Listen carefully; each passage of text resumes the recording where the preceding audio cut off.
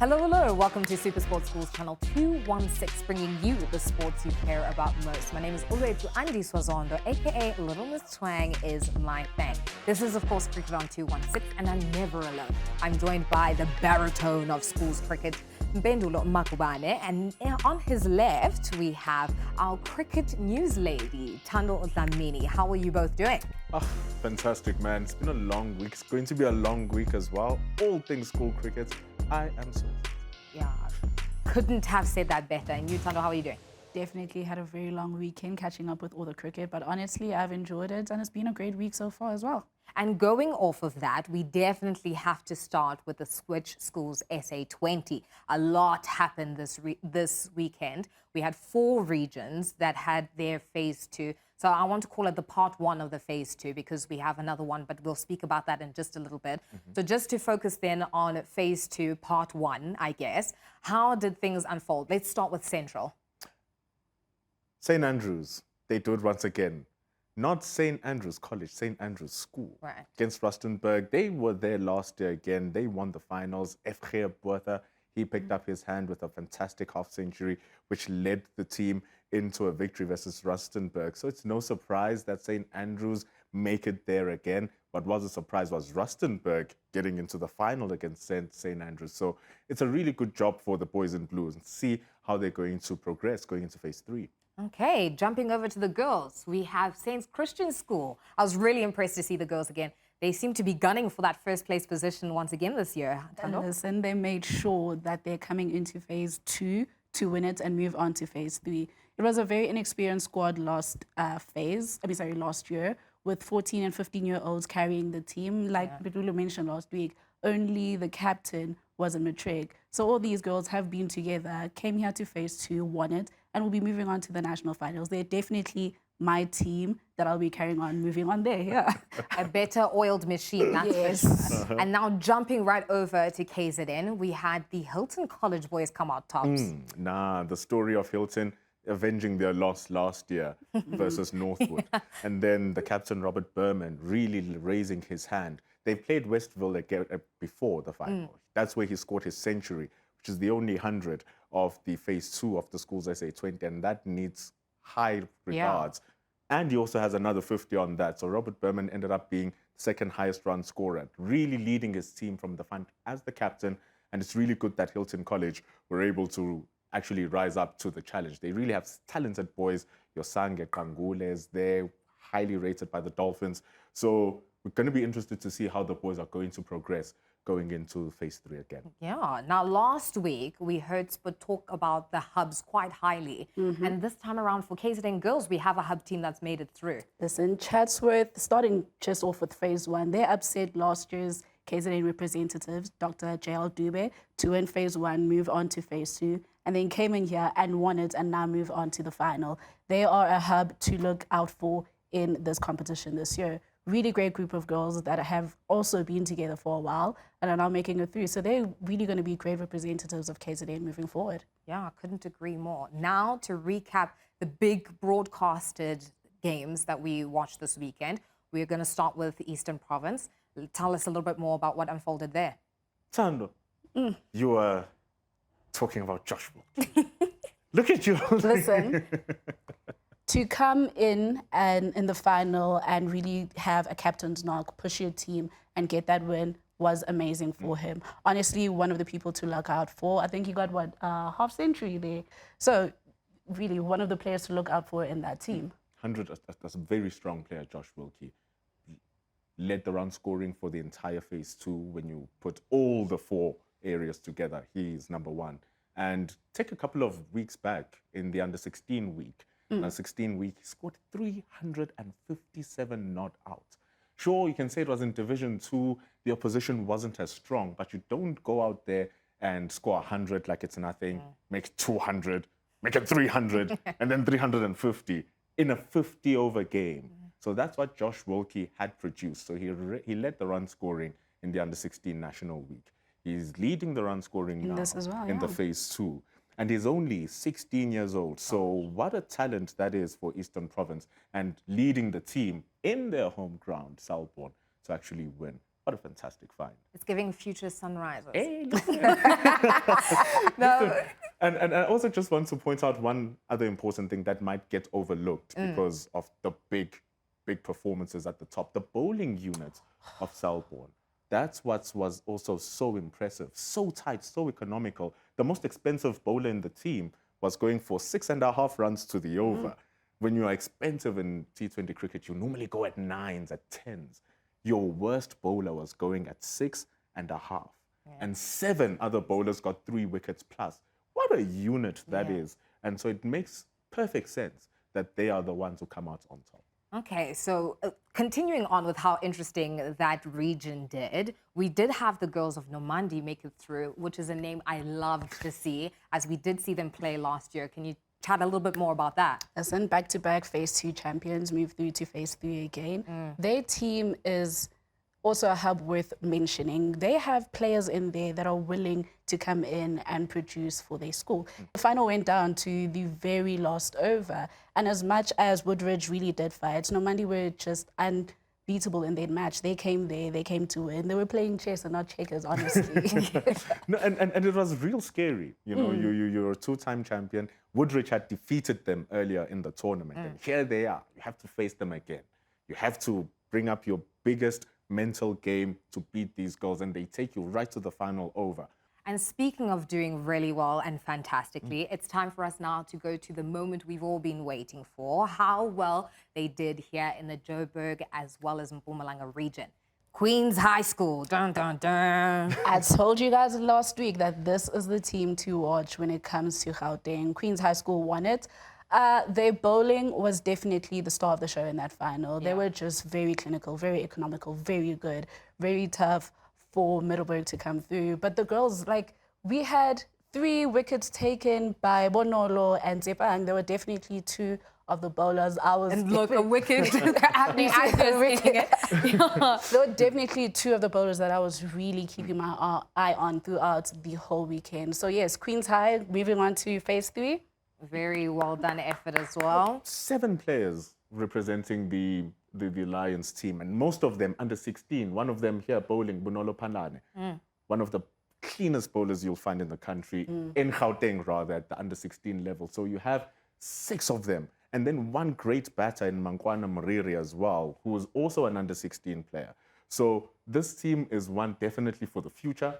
Tsepang Choma, she was an under 19 representative. Wonderful, wonderful unit of players they have together here. So a lot of experience is what I'm hearing from the Queen's High School girls. From the sounds of it, they may be a serious contender to see in that final later on in March, but that's just me. And honestly, I get commentators curse all the time, so let me just. Not a bad replacement for Stain City. No, definitely. Yeah, at all. So, okay, good. We're all on the same page, kind of. And speaking of being on the same page, it's time for us now to talk about the biggest moment about this weekend, which was JP outsmarting the Kes boys on the pitch. What on earth happened? Listen, you have people like Ryan Young and your team who are going to come through in moments and really give you and lead your team to victory. Beautiful from the boys, honestly. I think all-round performance, not just one individual for the team making it for them. It was an all-round team performance, and that's what you need in finals, in competitions like this, where you can count on everybody to come and contribute. Now it's time for us to talk about you and a little bit of your bias that plays in when it comes to the JP boys. So Sekopane did fantastically, and I just want you to share a little bit more about what happened when because, okay, when I left, right, because I was there on Thursday, what I saw was the Kes boys coming out on top but they still came out on top. All of a sudden, JP take the win. Like, what happened? These boys have the dogfight. They never stop fighting right up until the last ball. Pamela Skopane showed up with both the bat and the ball. Great support for Ryan Young and also Lincoln Kazash later on in the end with his 27. All of these boys gelled together to give Gaskov 137, but it was his bowling that made the difference. It's understanding, and Sput was singing this, it was understanding the pace of the wickets. You don't have to bowl quick. You have to bowl slow, really tire the bowlers, the batters out, make them work. That was a great run out from Daniel Keating, by the way. But also, so he was able to understand that. Riza Ayob was able to understand that. Eventually, Zizim Kize was able to understand that. So it was a fantastic and full-on overall batting, bowling, and fielding performance. Yeah, agreed. Now we need to make as quickly as Lightning McQueen. I hope that Wade is, I'm really making it a thing, and go back to the Red Army. And so we now need to talk about Luke Clark. Tando. He did Please. well for Caves. He got Yeah. 45 in that final to really bring on that fight for the boys. But honestly, if you've played each other 3 times in a span of phase 1 and phase 2, there's a sort of rivalry here that really builds and really culminated in the final for them. It's just JP won this 2-1 in the end, so very good for them. But no, Caves, they really brought the fight to the very end, actually. Yeah, and that's my favorite part about everything that happened that weekend was the fighting spirit. There was a lot of Team Gears, very, very good vibes. But we still have a lot to talk about when it comes to phase 2, but you're going to have to join us after sipping tea with Tando.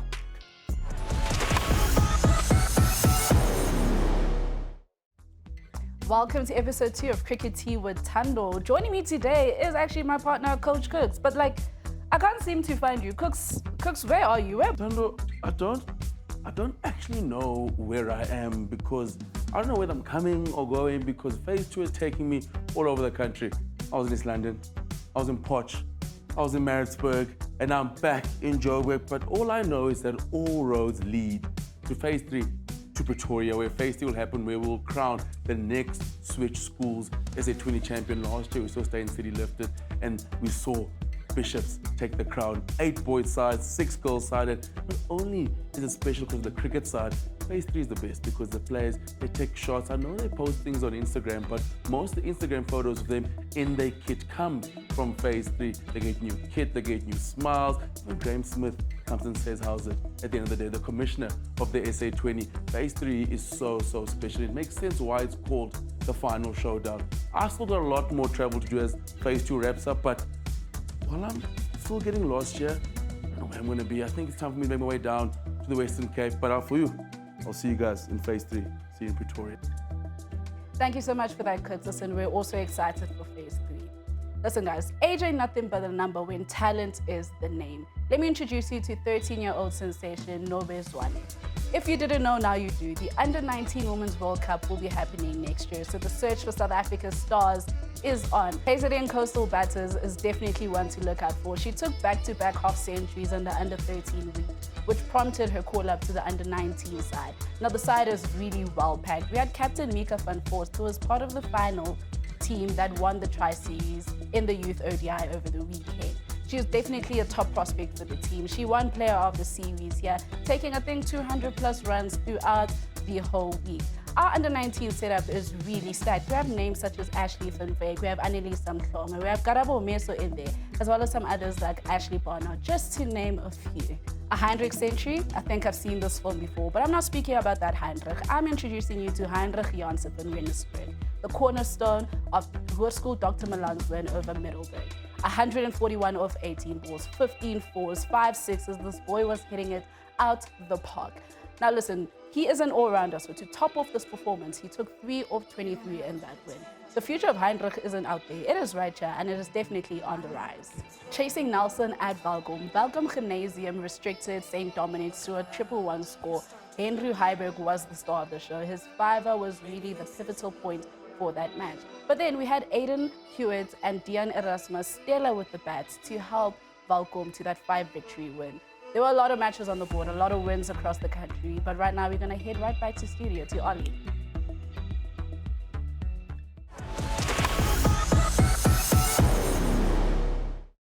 Thank you, Coach Cooks, for the play-by-play of how things are going to fare from phase 2 into phase 3. Bendulo, phase 2, we still have part 2 of it. We have Western Province that still has to play, and Benoni. Let's start off with Benoni, seeing as it's the cousins of Johannesburg. What can we expect to unfold within the Benoni region?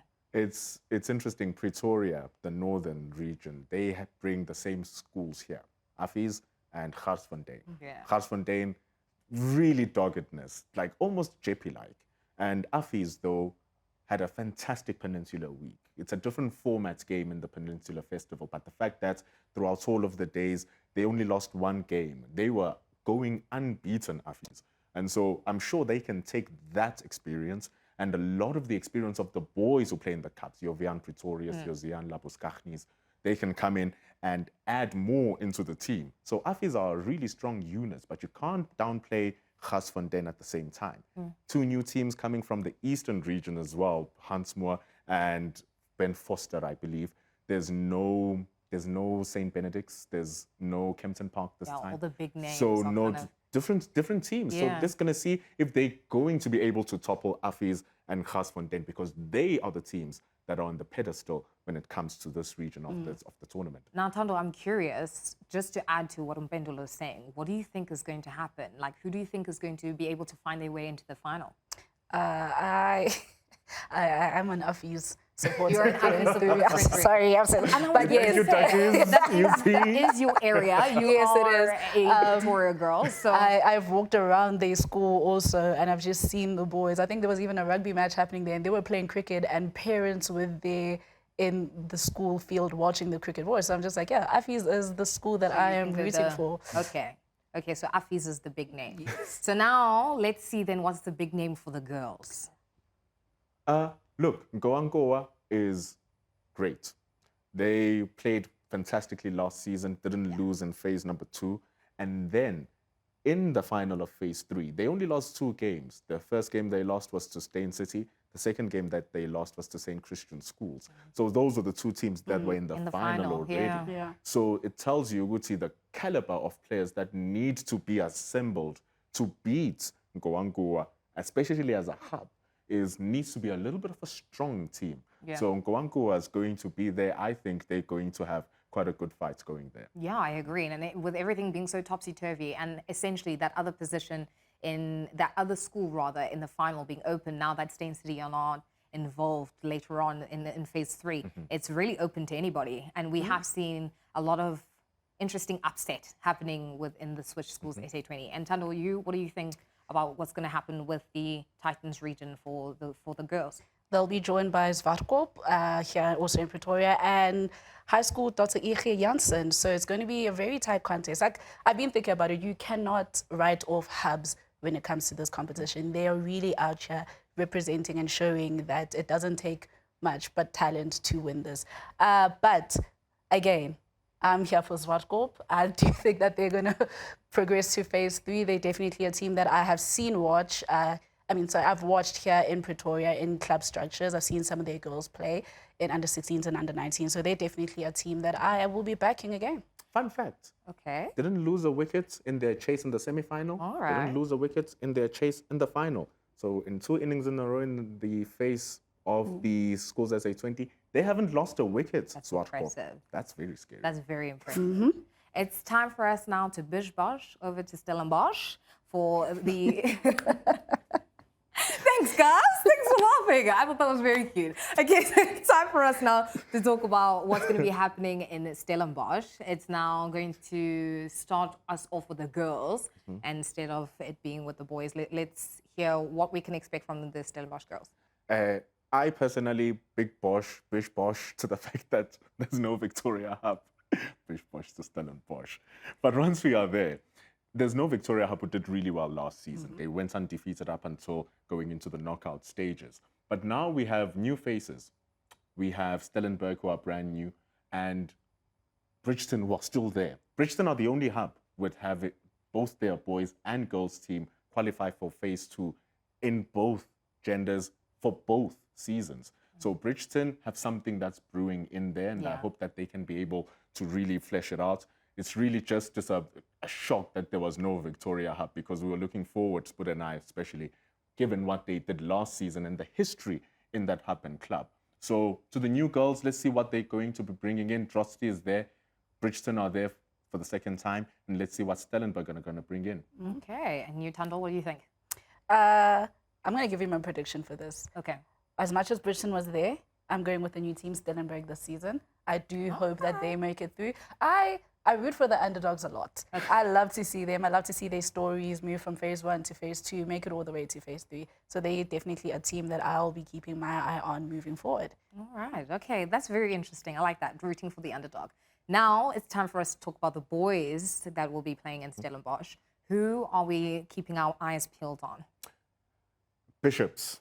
I will not go left, right, and center. Didn't Beat you around think the twice bush. about Bishops? You know what I mean? Bishops, They are the defending champions. They won phase one again. And so here they are. I don't know what's going to stop them. I don't know how, and maybe it's going to be an Afis like they did in the Peninsular Week. Yeah. But they are such a formidable team, and they have so much experience, and they have so much history and culture. It's going to take a monumental effort to be able to dethrone Bishops of their national title. So I honestly believe that they're going to be making it through to phase number 3. Okay, no, I hear you on that. But Paul, Tando, are we Pauling? I love Paul. We have Paul Kim and Paul Boys. They're representing. They're going to come through very good schools with great history in cricket. They're going to be a challenge as well. I don't think it's just going to be Bishops, obviously. I do think we have to look out. Bishops will definitely fight, but I do think the Pauls will come through. And then there's 2 other schools. We have Bridgeton and Otaniqua who are coming through. We know Hubs can't write them off, so they're going to be one of those teams that also are going to prove a big battle for all of these schools.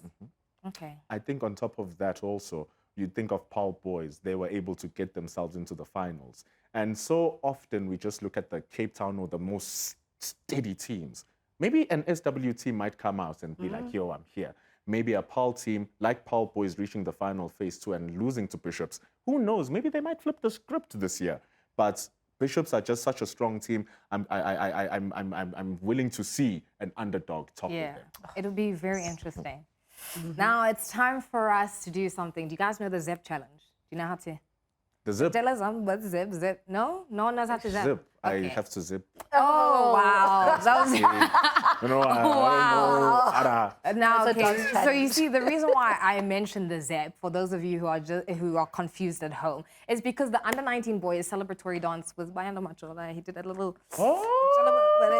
Exactly. I still know Gangnam Style. Okay. I'm young. No, we're in Wow. 2016, right? Okay, let's bring you into 2026 because that Zip was a celebratory dance to the fantastic wickets that they were taking. It was just so spectacular to see them in that first game in Afghanistan. I really thought they had quite a fighting chance. And then at the change of innings, things started to go a different way. Can you comment to how it was, how different their start and their end to the game was? It's tough because I mentioned it last week that against the stronger teams, they're gonna need to fight against that pressure. And when you look at how they went about their run chase, 3 of the top 4 were run outs. You know, let's take away Jason Rolls because he was fantastic. 98 against the Afghanis. He played like he was on a different surface. But then Jorik van Schalkwyk was looking good. Mohamed Bulbulia was looking good. You depend on these guys because they can score so many runs, but they've got themselves run out. And is it the pressure? Is it, okay, we need to beat these guys? Was it? But then against Tanzania, what we know. My issue is that there's always just been one performer in the top 4, and they never get supported by the others in the top 4. It always has to be a Daniel Bosman, a Paul James down in the bottom. But if you're going to have a Jorik van Schalkwyk, or like we saw yesterday, Jason Rose and Mohamed Bulbulia, they are right there. Yeah. If we see Class them, of 25, by the way. imagine. Class of 25. So you have Jason Rhodes, Mohamed Bulbulia, they team up for two centuries, and all of a sudden South Africa gets to 300. And so what I wish going forward is to see another strong partnership by the top 4. Get an Arman Manak to get a 70 alongside Jason Rhodes. Get Jorik van Schalkwyk to get a 60 alongside Mohamed Bulbulia. There we are going to see that patch that is missing in the team, which I believe is strong partnerships at the top, which make it easier for the bottom order to score. It's not the bowling that's the issue. I think it's more of the tightness that needs to be together with the batting. All right, well, we're about to zip our way out of here, but before we do, we quickly have to talk about the Betway SA20. What are your predictions? Who is in that final? Listen, obviously you guys know the results of Qualifier 1. I am rooting for Sunrisers to make another final and win it again. And that's all I'm going to say about this. We have to wrap things up, but we're really hoping that you'll join us again next week, same time, same place, here on Cricket on 216. We are bish-boshing. To still Bish bosh by here. Zip.